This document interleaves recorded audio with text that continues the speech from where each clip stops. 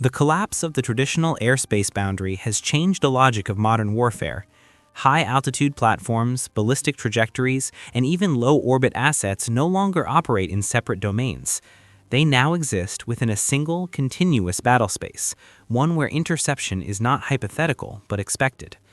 On December 18, 2025, Russia provided a definitive answer to a question Western analysts had debated for years.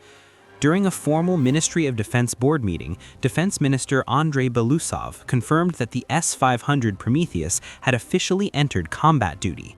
Not testing, not trials, not ceremonial deployment, full operational service. This announcement was anything but routine. It marked the first real-world activation of Russia's most advanced air and missile defense system. The S-500 was never designed merely to intercept aircraft or cruise missiles. It was built to dominate the vertical battlespace, from treetop level all the way to the edge of space. With this move, Moscow effectively erased the long-standing distinction between air defense and strategic missile defense. What emerged instead was a unified defensive architecture, signaling a fundamental shift in how modern wars are defended rather than fought. The timing was no coincidence. The S-500's activation comes amid escalating NATO-enabled strike pressure on Russian positions, particularly the growing use of ATACMS and Storm Shadow missiles against Crimea and deep rear area infrastructure. In this context, Prometheus is not a weapon of escalation, it is a weapon of denial, engineered to render high-end Western strike assets inefficient, risky, and ultimately expendable. The road to December 2025 began earlier than many expected. In December 2024, Chief of the General Staff Valery Gerasimov announced the formation of the 1st S-500 Regiment. At the time, critics dismissed the statement as bureaucratic signaling rather than operational reality. Then came August 2025, when Ukrainian drones struck the 98L6 Yenisei radar associated with the system in Crimea. Far from being a setback, the incident functioned as a real-world stress test. Russia repaired the system, reinforced its defenses, and continued forward without delay. By December, the S-500 had been fully integrated into a newly established anti-missile air defense division positioned above existing S-400 layers. This was not an incremental upgrade, it was the creation of an entirely new tier. The message was clear and deliberate. Russia was no longer content with defending against aircraft and cruise missiles alone. It was preparing for warfare that extends into near space.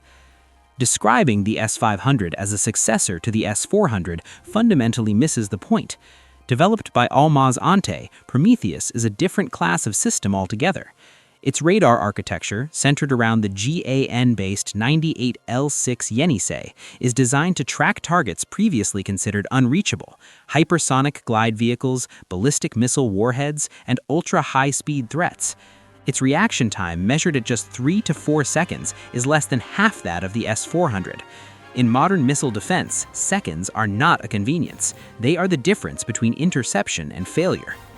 The interceptor suite reinforces this reality.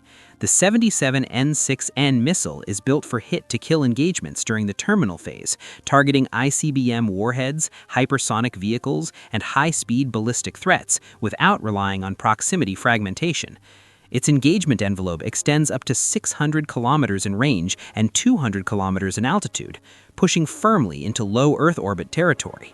This is no longer air defense, this is near-space denial. For Western ISR platforms, high-altitude drones, and satellite-enabled strike chains, the implications are profound. Visibility no longer guarantees survivability. While Moscow has not officially disclosed deployment coordinates, all indicators point toward Crimea and the Kerch Strait region as the S-500's first operational zone. Strategically, the choice is self-evident. Crimea has endured repeated long-range strike attempts enabled by NATO reconnaissance, satellite cueing, and precision-guided munitions. The S-500 does more than intercept incoming threats. It shields the entire defensive ecosystem beneath it. S-400 batteries, Pantsir point defenses, command centers, air bases, and logistics hubs all benefit from its upper-tier coverage.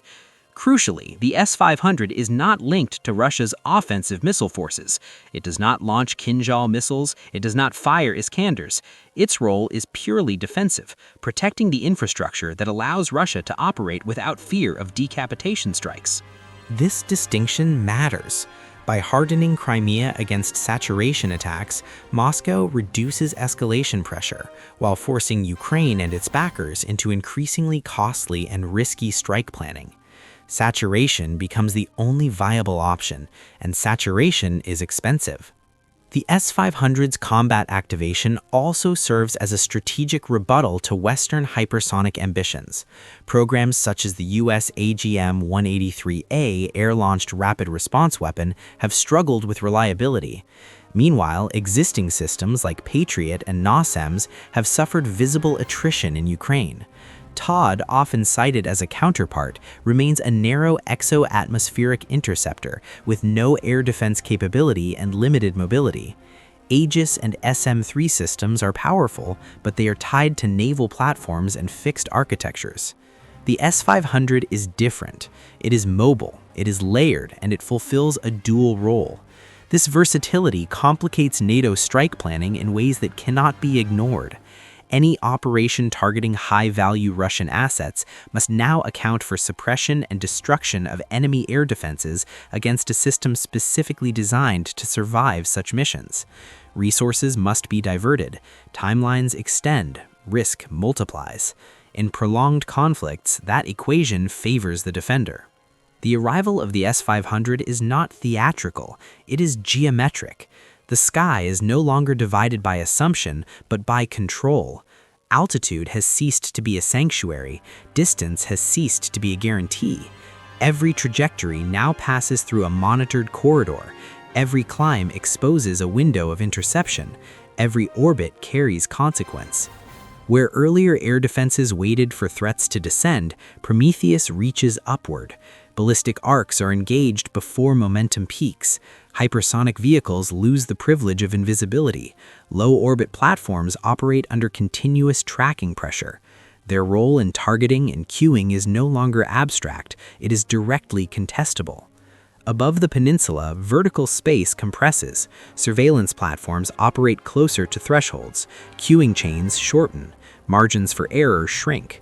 Speed remains high, but certainty erodes. Every high-altitude solution now carries a question mark. Every low-altitude alternative accepts exposure elsewhere. This deployment does not signal the end of long-range warfare. It signals its complication. Precision becomes conditional. Altitude becomes hazardous. Orbit becomes relevant. The battlefield extends upward, and the margin for error disappears with it. So what do you think about this shift in modern warfare? Share your thoughts below. And as always, thanks for watching.